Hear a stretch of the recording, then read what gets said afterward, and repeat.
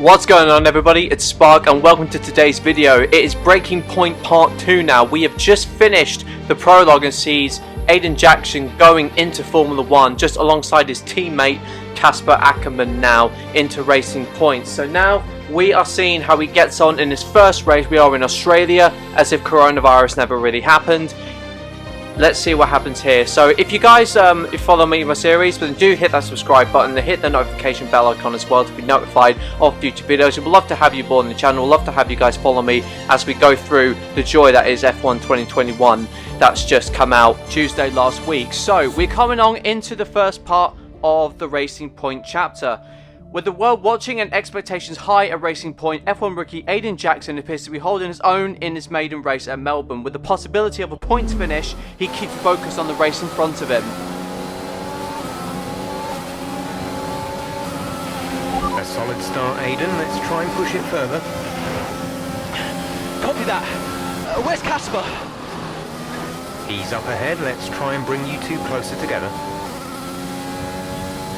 So there we have it then. It's currently lap 6 of 15. The goal is now to chase down Akerman by lap 11. So we don't have actually that long, and given how the last race panned out, how quickly we were able to catch up to these cars, it's kind of like on easy difficulty, but nevertheless, to get through that time, to make out the time in a certain few laps, it's still going to be difficult. Is 1.8 seconds.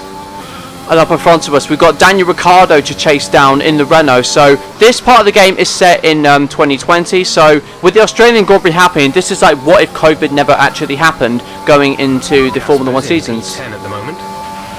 Yeah, Ackerman in there in P10. So we've got to chase him down. We've got to carve through where we are in the field. We are out of the points paying position now. We have a few places to make up. And we are absolutely confident that we're going to do it, though, with the way the difficulty is set during this Breaking Point campaign.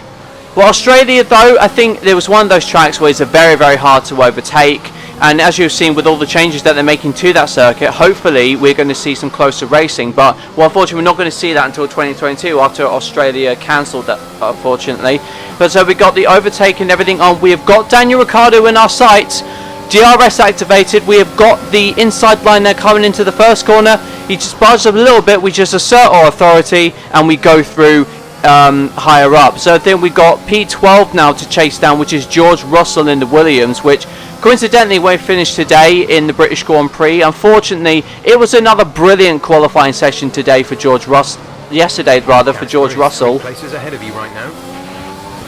Yes, thank you for that, Jeff. 3 places ahead of us, so interrupting me before I go around to explain George Russell. But unfortunately, the Williams car, for all his efforts in qualifying, just doesn't seem to have much pace. And I'm hoping now, at least by the end of the season, he finally gets that coveted point that he so deserved for the last 2 or 3 years when he's been his time with Williams. So again, still trying to find my way with the traction coming off into the wheel. It's weird to actually get used to using pedals now. Normally I've done it at the touch of a finger or a button, but it's definitely a challenge. It's definitely been much fun actually going onto the wheel. We've got DRS here. Let's see if we can make a move on George Russell coming into the 3rd section of the lap. We go for the overtake. It's a late bold call. We go wide though, but we make the move stick.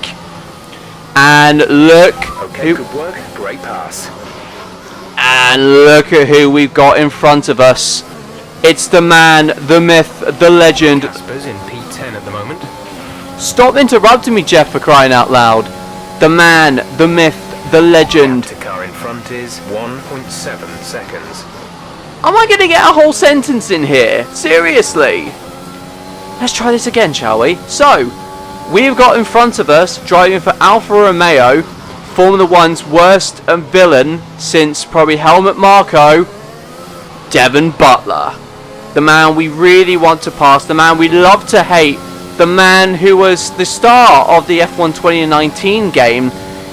I could just hear his cocky ass voice in my head now, just saying. The gap behind is 2.6 seconds. 2.6 seconds. I could just hear Devon Butler's voice in my head, already slating me, already saying something shrewd and smart ass just to try and put off his competition. But he's not the one we're fighting. He is just a guy that is in our way at the moment. We have got to pass him. There's a couple of places up on you. Yes, Jeff. I know you keep saying this. He's a couple of places in front of us. I think it's only P11 we've got to fight with in Devon Butler. We think about a move, but we just back out a bit there, just in case we make sure we live for another day.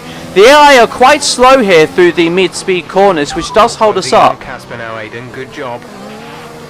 Thanks once again. Oh, a bit of a tank slapper there from us, so we lose a bit of ground to Devon Butler, but hopefully we can make up for that with enough traction, at least coming out of the corner. Overtake on and DRS as well. We're going to the outside now. 2 seconds.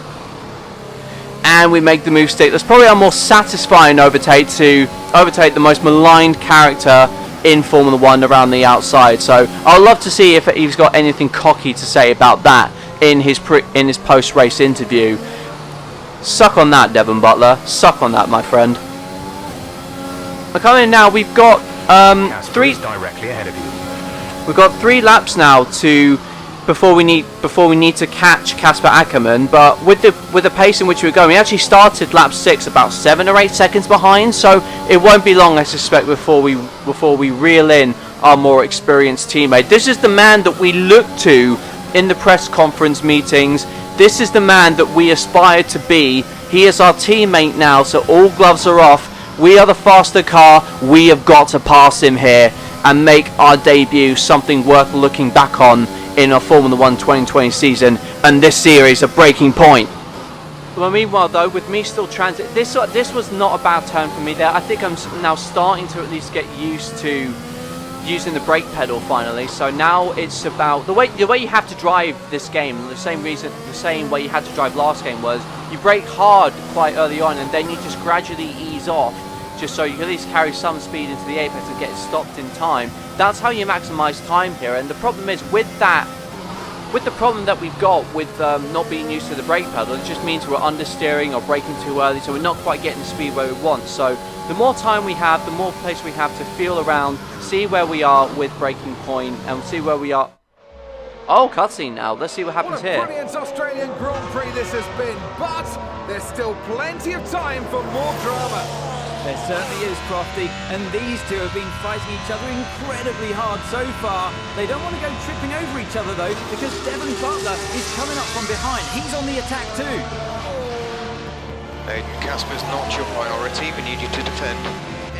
It's okay. I've got this. Here comes Butler. 3 abreast going into turn 11. Oh, this can't work, and it doesn't. Ackerman's off onto the verge of what looks like damage as well. Is he okay? Is Casper okay? He'll be fine. He's heading for the pits now. You just concentrate on the race. And there we have it. So I'm sure there's going to be fireworks in the Racing Point garage this evening.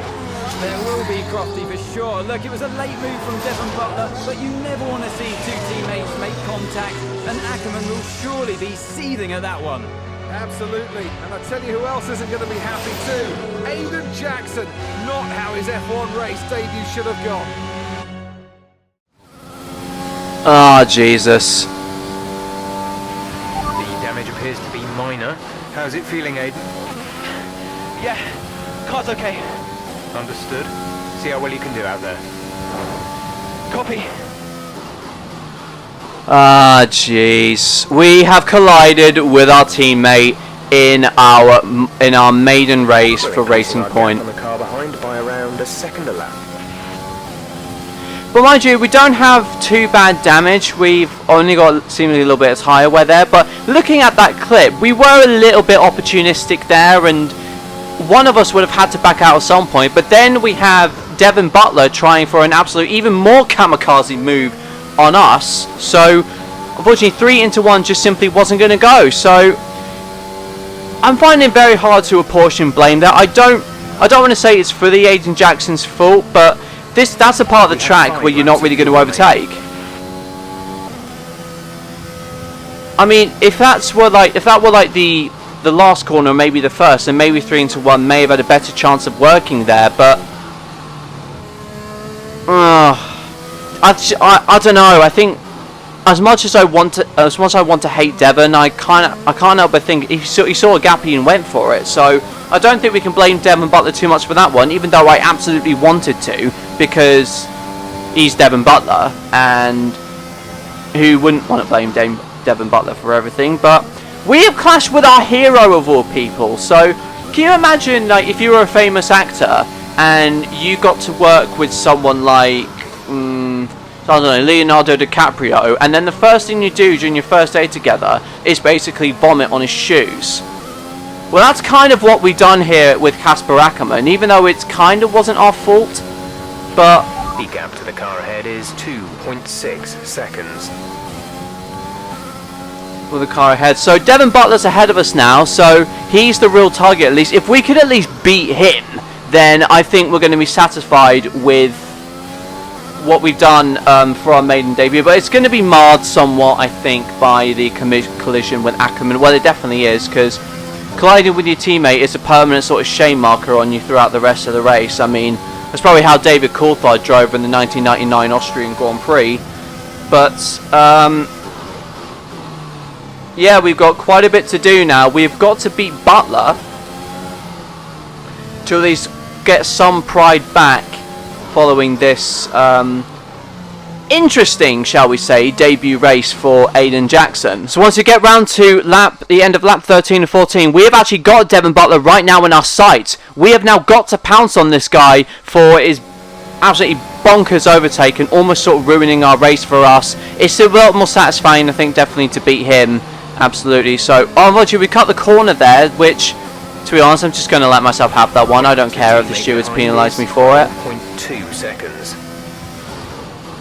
Yep, not too far now from catching Mr. Butler. You will be mine soon, my friend. That's always really nice to at least have him around, because every story needs a solid antagonist, and looking at him, I mean, I think you'd be somewhat foolish to say he's not going to be the antagonist of this series. So let's see what's going on here. Not far now, but it's been a bit of a slow lap for us though. I think maybe it's just some minor front wing damage. I know the damage model on this game has really been ramped up since F1 2020, because you could get damage to the floor, you could get damage to the rear wing, and even the tiniest bit of contact on the front wing can actually put everything off for you in terms of understeer, in terms of balance with the car. And I think that's maybe what we're feeling a little bit now after that contact with Casper Akerman. So I suppose what I'm feeling with Breaking Point is that in these sort of scenarios, to go from F2 into F1, I imagine we'll probably get more sort of interesting scenarios where we've got damage or we've got a couple of things we need to sort out in the car. Final lap of the race. Yes, final lap. Butler is in our sights. A little bit greedy there. Oh no, we've spun. So, instant replay we go. Take two then, trying to pass Devon Butler. Once again, we come round to the first corner there. Unfortunately, we have to be careful though. I think it was a dirty air and too much traction maybe that caught us out. I know those curves in this game are absolutely notorious. If you try to take them, unfortunately, you're going to end up spinning on here. So go down to almost the inside there, coming into turn 3. Butler's unfortunately still ahead there, so we just lose out. I think it was a little bit aggressive from us to try and overtake there. We probably just weren't confident enough yet in the brakes. But nevertheless, we have still got the rest of the lap to go. There's still plenty of opportunities available to pass Devon Butler coming towards the end of this race. So we're still there. Are we possibly going to attempt to move here? Are we going to first? We got the inside line there, but unfortunately we have to back out. Butler's unfortunately got us covered. Still plenty of overtake available though. We're coming out into section 3 of the lap. It's the fastest lap so far. I don't really particularly care so much about that. We have got to pass the Alfa Romeo of Devon. We cut the corner. We don't care. Sue me. Give me a penalty. I don't care. We got DRS going down the inside. We have got Butler nailed, I think, this time. We brake very early there. He's still on the outside, but we haven't covered this time. No, it's the checkered flag now. Lap 15 of 15 is coming to a close. We've got there into P10. We're salvaging what has been a very marred, very mixed debut for Aiden Jackson there. Overtakes on. We come across to the finishing line. The rookie gets in the points. Alright, race over. Take care of the car on the way in.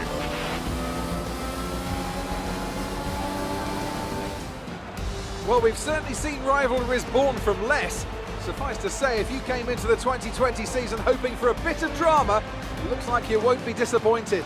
Yeah, Casper looks pissed there from his body language. Let's try and avoid him if possible. Well, it will be a very awkward debrief anyway. So, an awkward incident involving Devon Butler and his own teammate Casper Akerman marred Jackson's maiden outing in F1. And I kind of have to agree there. You broke the golden rule of Formula 1, guys. You don't hit your teammate, no matter what. We're going to have a Rosberg and Hamilton on our hands this season, aren't we? Casper, listen, I don't know what happened out there. It wasn't my fault. Well, whose fault was it then? Who was the idiot behind the wheel of your car? You're pathetic. You won't even admit when you made a mistake. How did they ever sign you? Ooh, harsh. Oh, Butler. Oh, shit. I didn't see that. Oh, what, like, out on the track today? You nearly took me out, mate. Look, I don't know what happened. You cut in, I swerved. Next thing I knew, Casper was out. Whoa. Mate, I was nothing to do with it. Whatever that was all on you. Don't be trying to pass the blame, because you haven't settled in yet. I think he kind of had a point there. Sorry, Aiden. Just bear with us 1 sec. No problem. I think that's really just a case of rookie driver, rookie mistakes. These cars are a bit different from what Aiden's used to in F2. You seem to find your feet quite quickly after you graduated from Formula 2. What advice would you give to Jackson in his first season? Well, stay out of my way mostly. And taking out your own teammate isn't something I would make a habit of. Almost ready, Aiden. We're just checking audio levels. Sure. Seriously, Casper must be wondering what on earth Racing Point were thinking. That's great. Thanks, Devon. First off, mate, what is that jawline? You look like David Coulthard's deformed cousin or something. Okay, Aiden. Let's talk about that incident with your teammate. No, maybe I don't want to talk about the incident. See you later, mate. Thank you, gang, for skipping to us back in our trailer, because we do not want to talk about that awkward incident with our hero that we've worshipped on our way in towards Formula 1. Oh, God, it's Brian. Let's see. We're probably going to get a bollocking here. Brian. Talk to me. You okay? Yeah, I'm fine. Listen, what happened out there today? I had it all under control and then... Look, let's not go through all that now. We'll talk about it at the debrief. Right, yeah. I was actually talking about your little run-in with Casper and Butler over in the paddock. Oh, wow. News travels fast. The paddock talks, Aiden. Besides, I've got ears like a hawk. Listen, Butler's a clown. The man's ego is bigger than a... No, I've got nothing. Don't give it a second thought. Thanks, Brian. But Casper? Yes, he can get a little hot-headed, especially after a race. But you have got to work with him. That manoeuvre today. Wasn't my fault, Brian. It probably cost us points. I'll level with you. A lot of people on the team are disappointed, Aiden. And I'll be saying as much to Casper. Now, learn from it and move on. But you can't let it happen again. I'll see you at the debrief. No, I think that's a fair talking to that we got from our manager Brian there. I mean, it's gotten pretty interesting now. We've come into our first race in Formula 1, and we've had a run-in with our teammate, and we've had Devon Butler trying to piss us off. This looks like it's going to be a great little career mode here. I'm just having a look and see what's on the news as well. Yeah, Hamilton predicting 7th world title. Formula 2 sensation moves up. That's me. So there's obviously some of the previous news reports that I missed out on the last episode because I was just probably a little bit eager to get this whole thing sorted out. So trackside, I think that's where Devon Butler at least has some interviews there. We've got some new posts on the social tab. So technical Terry into the barrier, Jackson swerve. So internet barrier has already turned us into a meme. Cliff Mitch, Karen Chandok saying, there you have it. I would love to be at the Racing Point debrief. I wouldn't want to be, and thankfully they spared us. So Team at Marduk is I wouldn't say he's quite a fan now of Aiden Jackson, so I might have to watch his video and see what he really thought during his playthrough. But the radios as well. Hair and makeup arriving at your hotel at 9 AM sharp. Oh, it's one of those kind of PR bollocks that we don't really want to do. So I think we'll end the second episode of my Breaking Point playthrough. So thank you guys so much for watching. If you're a fan of the series, then do sure to hit that like button and hit the subscribe button as well. Get the notification bell icon down to be notified of future videos. And I've just launched my team, my APS Spark Racing on my team career mode. So by Wednesday, I want to see some of your decisions for the key decisions we have to make going into the season. So check out that video and watch till the end to see where you can contribute to this season of my team career mode. So once again, thank you guys so much for watching. I've been Spark, you guys have been Brill. I'll see you guys for the next episode. Bye bye.